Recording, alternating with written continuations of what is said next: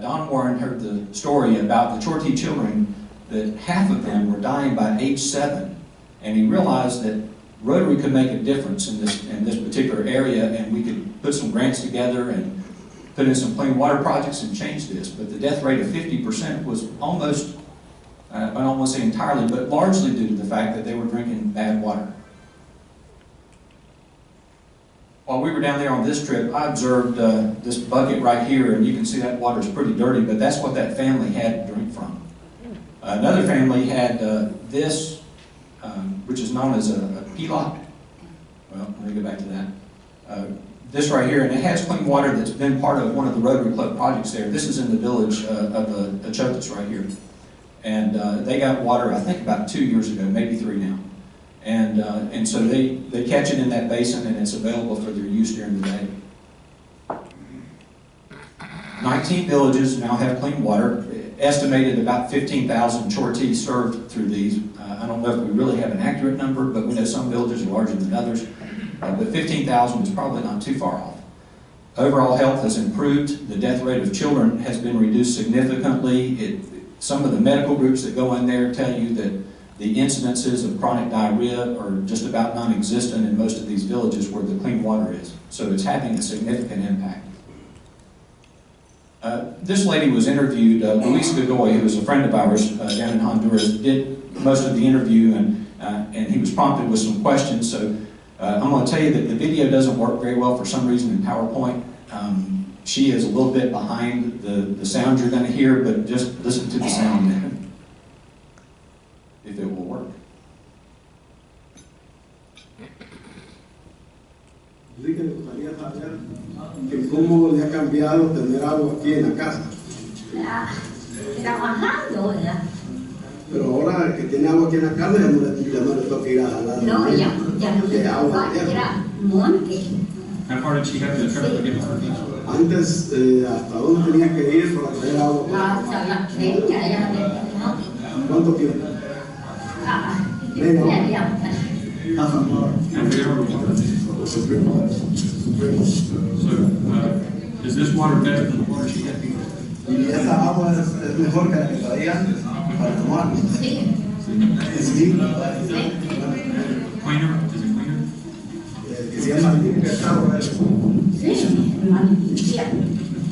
Did the old water make her sick? Dice que si antes el agua que me ha traído los pozos le ponían enfermo a usted y a los niños. Sí. ¿Qué les daba?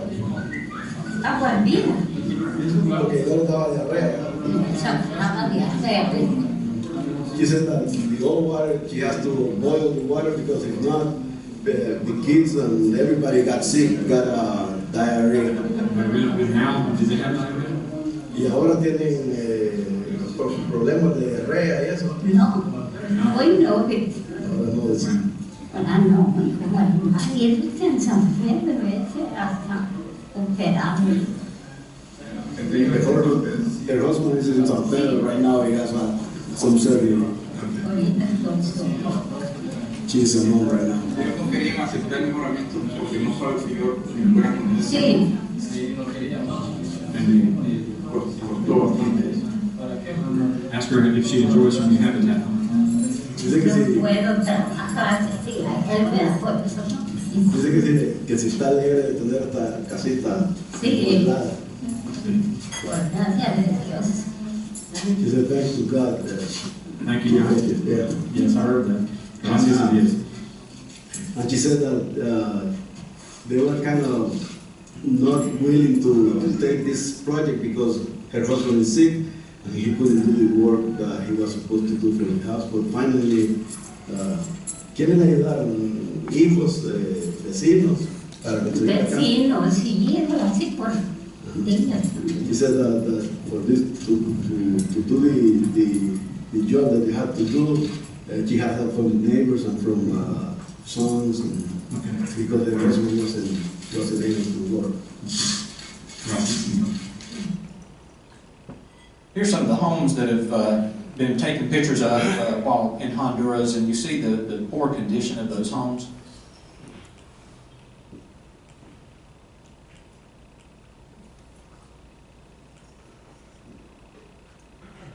and you've probably heard this before, but we'll repeat it again, certainly for those that have not been a member of the club that long and don't know why we're down there doing some of the things we're doing. But the housing conditions are aesthetically deplorable. The assassin bug lives in the mud walls and in the thatched roof and causes the illness known as mal de Chagas. Indoor cooking with no ventilation causes smoke and soot to be inhaled by inhabitants and leads to serious respiratory illnesses. Also, most Tortee families earn less than, say, $300 per year, and they are not capable of supplying better housing conditions for themselves. This was a house in Los Achotes. This family, the Gutierrez family, needed a better living condition for the mom and dad and 5 children, and some boys in this community raised $1,400 over about a 2-year period and wanted to send it to Honduras, and this family was selected to receive the home that these boys raised the money to build. And we were able to see that home while we were down there. This is the home now as it's reconstructed or improved. It has a concrete floor, a concrete porch out front, you can see. And the walls are now sealed with the repello to keep that bug from inhabiting in there, which keeps the mal de Chagas illness away. And also the kitchen, which was not completed, but it will have a stove that is going to be vented to the outside so that the smoke doesn't stay in the house. This is the mom and 2 of the children. 3 of the children, I think, were out working with the dad when we first got there. But she was very happy with this house, never believed that she would have something this nice, and so they're very, very pleased with it.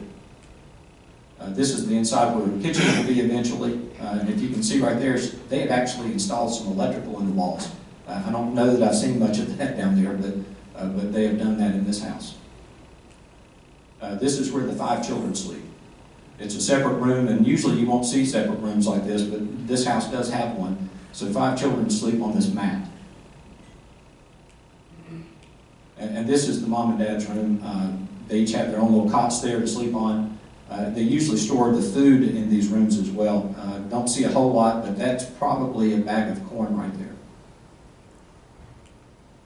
there. This is Luis Godoy. He's a member of the Rotary Club of Copan Marinas. Luis speaks very good English, and so he is used by us quite a bit for translation. So he agreed to come along on this trip, and you heard him in the earlier video.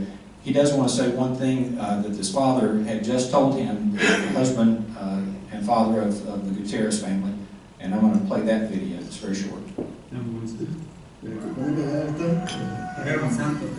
Herman just told me that he want to thank, he's really grateful to this kid that raised the money to fix this house, and he's really happy to see that the small kids are really worried about what is happening in these places, and they are doing some really good job to help them. Sometimes that grown people don't do that, so he's really happy to see kids doing that, because that is going to make a better world.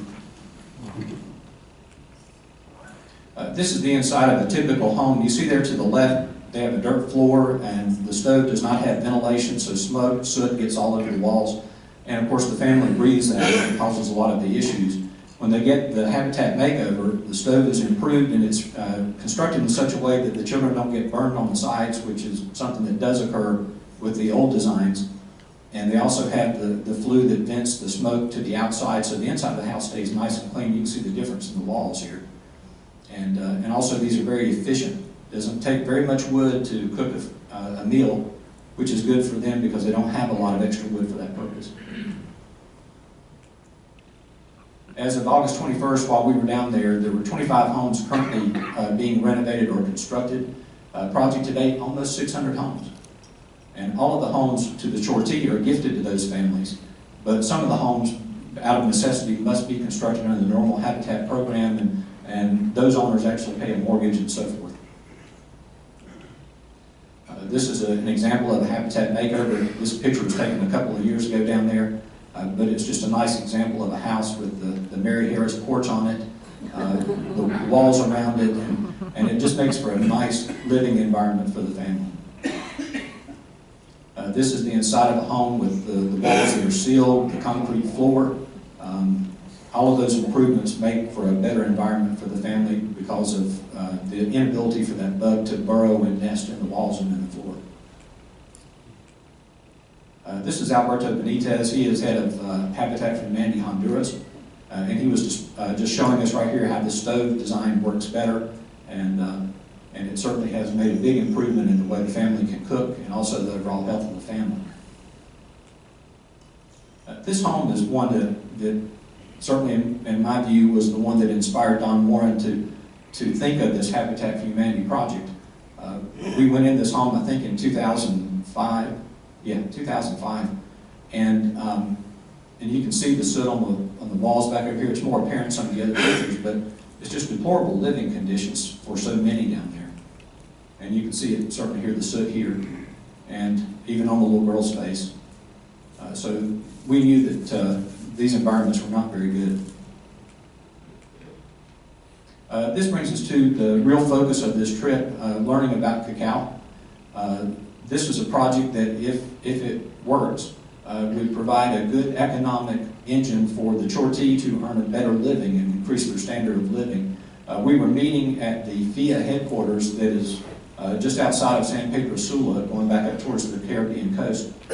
The man here in the picture is Adolfo Martinez, who is Dr. Adolfo Martinez, who heads up the Honduran Foundation for Agricultural Research. Also in the picture is Udo Vanderwag. Udo's a member of the Copon Marinas Rotary Club, and then there are others around the table. In the FIA Research Farm, we were able to see the cacao trees, see the cocoa pipe there growing. It was a steep climb through much of that farm. We had a pretty hard time sometimes getting to where we needed to go, and it was quite a hike. We spent quite a bit of time doing that. We also spent some time in the FIA Research Lab just learning about cocoa beans. They showed us a lot of varieties of them. We were able to smell them, some you could taste. But we also got a lot of chocolate samples while we were there. So we ate quite a bit of chocolate, I think, overall. And then there was the summit meeting, and that was held Wednesday in Copon Ruinas, and it was, as you can see, very well attended. This is not the entire crowd, but a lot of it. And so there was a presentation done there by FIA to talk about the potentials of such a project and just to gauge the interest and get parties around the table to talk about this.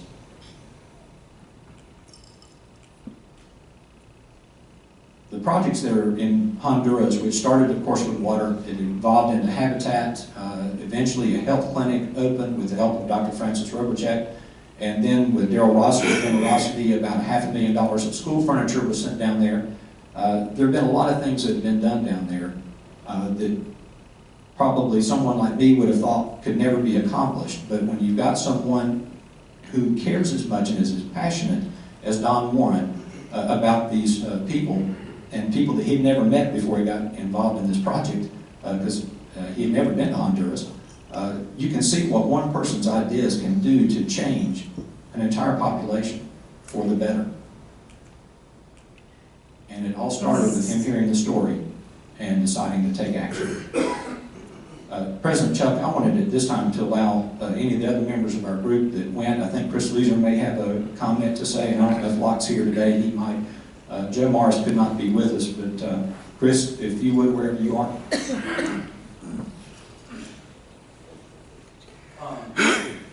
It was my first trip to Honduras and stuff. It was pretty amazing.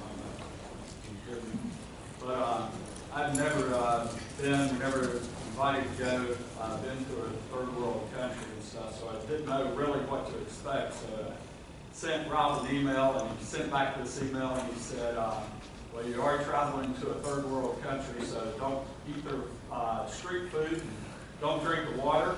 And I was like, okay, what am I getting myself into? And then he said, whenever you take a shower, of course, don't open up your mouth. Oh yeah, make sure that you've got your shots up to date, because you are going to go out into the middle of the jungle, and there are insects that can bite you and kill you. I was sitting there reading this email, and I was like, oh man, I've already purchased my non-refundable airline. But it's pretty amazing whenever you actually get there. You take a trip to in a van about several hours on a road that we would consider a farm road, which was their main road. It was dirt, and actually browsing and stuff. And whenever you actually get there to the city of Coconut, it's pretty amazing. You understand why the Mayan actually settled that city. Whenever you're in the middle of the jungle and you see that. So pretty amazing experience from that standpoint. I mean, traveling out to the villages and stuff, it's amazing. I mean, what you see and stuff, the villages that have water and don't have water, it's amazing what you're doing with these people. The habitat homes to most of us would be a great backyard, but to them it's huge, it's a mansion, it's making a difference in their lives and stuff. And I guess our club's fortunate. I mean, most clubs, Rotary requires you to do an international project. Most clubs just write a check, and they don't know what happens to their funds. But in our case, having Don lead this up and stuff wherever he is, it's great. I mean, we actually see what our dollars are doing with this club. We get to see the people that we're impacting and stuff. It makes you leave with a feeling of, hey, we are changing lives and stuff.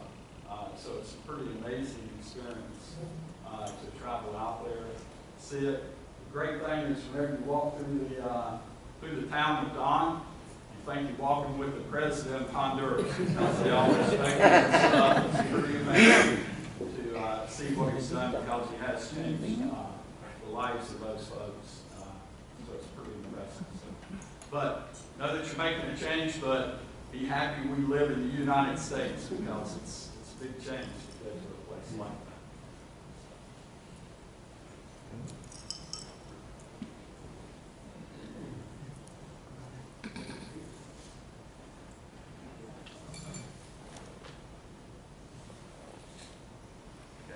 No one else? Okay. President Chuck, that's the end. If anybody would have any questions, we could take those. I have one. Yes. I think it's absolutely incredible what Don, Rob, Barry Harris, and a few others have done that changed the lives of hundreds of people. I think we ought to give them a big round of applause.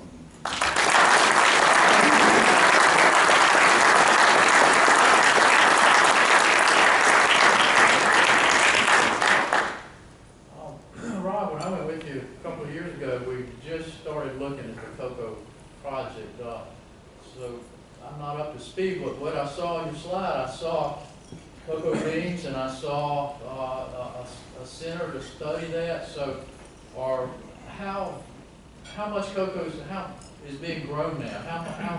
How far have we gotten with that project? And who is growing it? Is it a co-op or individuals?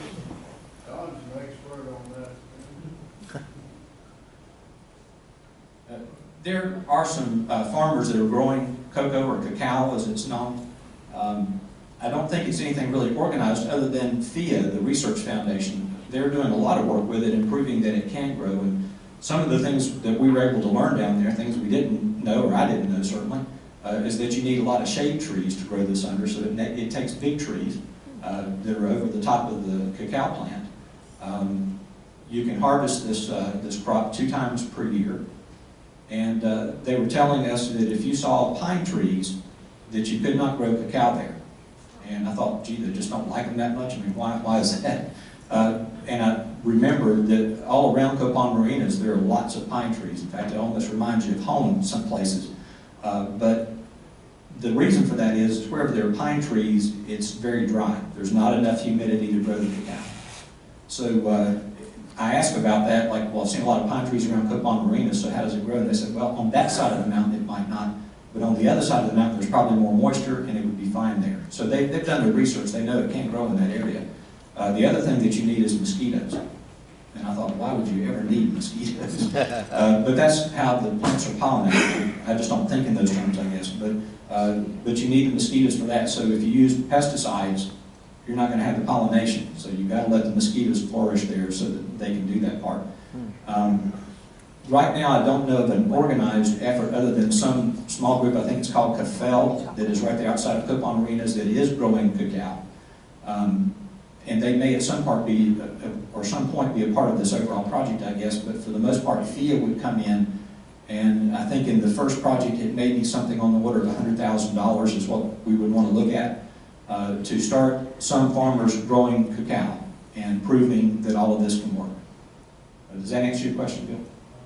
Yes. Okay. I'm not sure I'm adequate to answer it, but that's what I understand about it. Anyone else? Yes.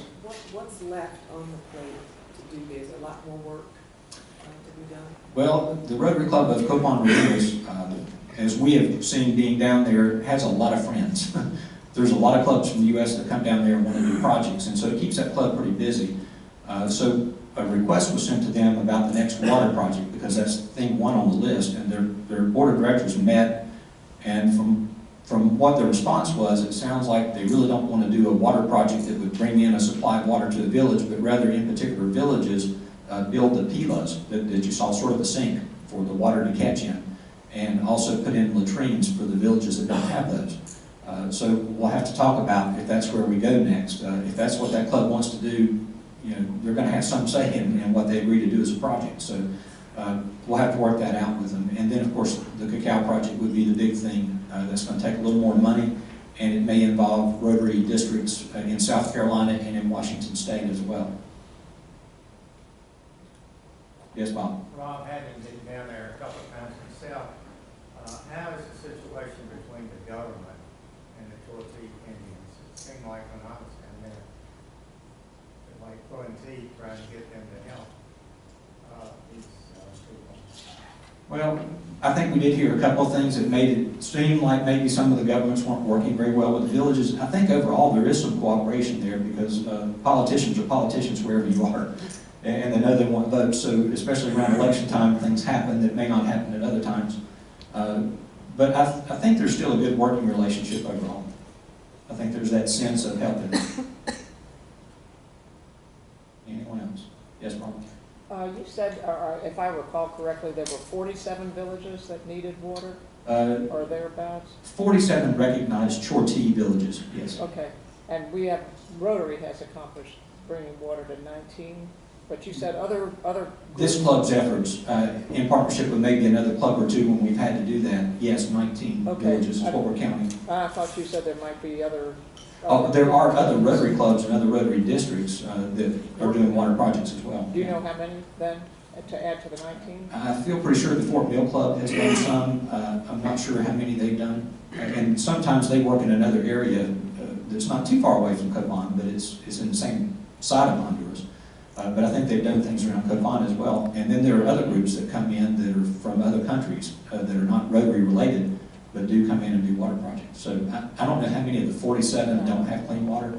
I can tell you that from what I've seen, it seems to be harder and harder to find villages that we can do these projects in. Only because of the logistics of where they are and where the water sources are. There were probably more available to begin with, and I think we've worked a progression through those. Yes, Don? I will sit over here and fill in the blanks on the cacao program. I want to do that out of respect for this club and the dedication it has had through the years.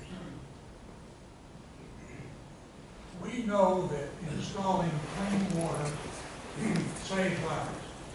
We're continuing to do that. But that does not put money in the pocket of the poor people. We know that living in a better home improves the life of all the people. And we'll continue with that. But that won't put money in the pocket. So then the question is, how do you take a poor, uneducated people living in the backwoods, high in the mountains, and improve their economic life? If you take that as that sensitivity is always there, how can we help? Then you read in the Wall Street Journal that health can be improved by eating more chocolate, particularly dark chocolate. Then you read in another article somewhere that the production of chocolate for the world is going down because Ivory and Ghana and Ivory Coast have been producing 70% of all the chocolate in the world. So as health benefits have become more in the forefront, the demand has gone up. the production has gone down. So that brings in your mind, what can we do? How can we take advantage of that? Because chocolate, cacao, can be grown within 20 degrees of the equator. Honduras is within 14 degrees of the equator. So we began fishing around in the world of chocolate, and we got in touch with the 5 largest purchasers of chocolate in the world. They purchased 95%. We talked to all of them and said, what if Honduras were to take its minuscule cacao program and develop it to a much larger level? 2 of the companies said, we will give $700 million to any country that will guarantee us a supply of chocolate. So we jumped all over that.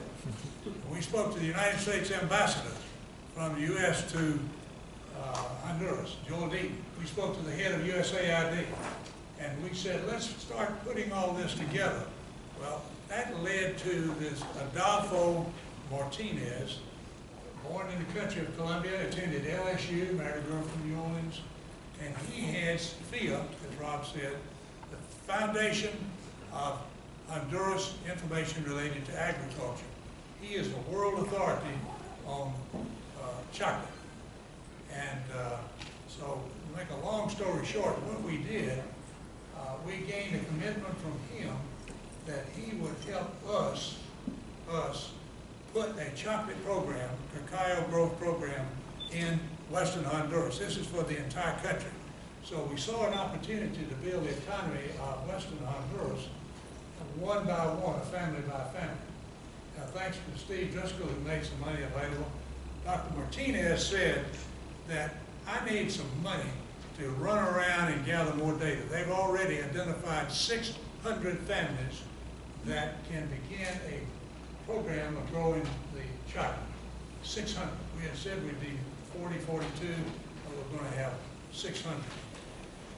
And once those are up and going, they will serve as a model for the country, and hopefully will lift the economy of all of Western Honduras and the nation as a whole. The economic development, manager of economic development for Honduras called and said, by the way, can I attend this meeting? Well, what do you think the answer was to that? The answer was yes. And so this meeting came together, gained a commitment, and already FIA has taken the pH content. You have to have a number of things. Acidity of the soil is very important. They've already identified 600 different places where we put it in. While we were down there, we asked them to set aside 30,000 seedlings. And those have been set aside to be used to begin the program in these 600 families. So I predict you're going to hear where Honduras has become a world player. It takes 3 to 4 years for the tree to mature and produce the bean. But it came out of that which we've been involved in for a long period of time. But this is something you're going to hear about, and it's my hope that a family at a time, by the way, a hectare is 2.471 acres.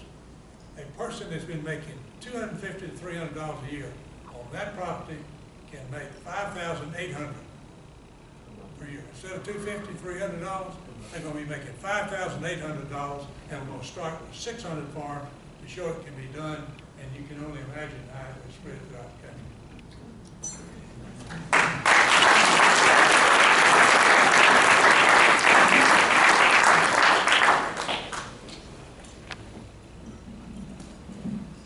As we've come to find out, a lot of times our very best programs come from within our own club. And really, this is a wonderful example of it. I'm really proud to be affiliated with it. And so with that, let's please be rise and be adjourned with our four-way test. For the things we think, say, and do. Fair to all concerned. Will it build goodwill and better friendships? Will it be beneficial to all concerned? We are adjourned.